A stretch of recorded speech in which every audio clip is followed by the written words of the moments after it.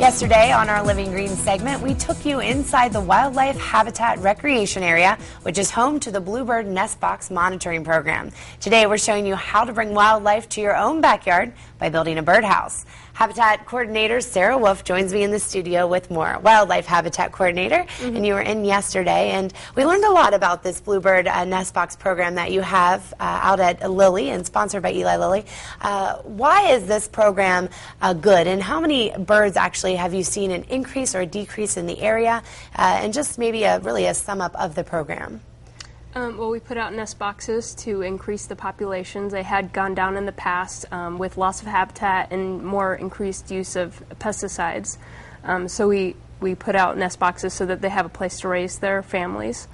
And now we can encourage people to do this in their own backyard. Yes. Sarah's here today to show us how to build one of these. And first of all, what's unique about this house? What is different from a bluebird house than any other type of birdhouse?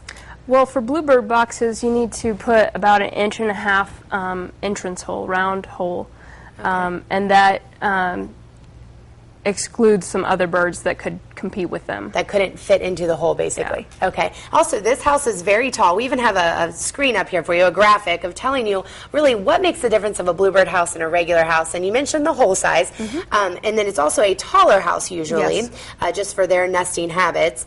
But then you don't even put feed in it, and that's interesting. Tell us why. No, you just put it out in your yard, and they'll eat the insects.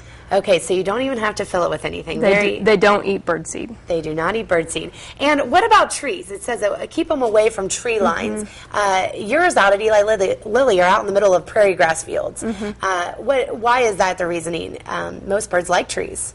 Yeah, they live out in more open areas. More open areas have more insects out in the grass. And you actually called them second cavity dwellers, so they find alternatives in secondary cavity nesters. They nest in holes made by woodpeckers and other birds. Very interesting. Well, these houses, work awesome out at the Eli Lilly facility, and you've even seen an increase out there.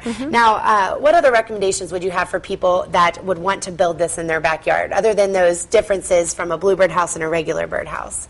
One key thing is to not use treated wood. It's treated with poisons, and you don't want to kill off your chicks. Very good tip. If you want more about building a bluebird house, we are actually going to have bluebird blueprints online. You can find them to build your own house in your backyard. So very interesting, and thank you so much, Sarah, for coming in again. And we encourage you to maybe build a bluebird house this summer in your backyard. Their nesting season ends in July, so you'll need to get it up soon. Again, you can check out our website for more details on how to build your own.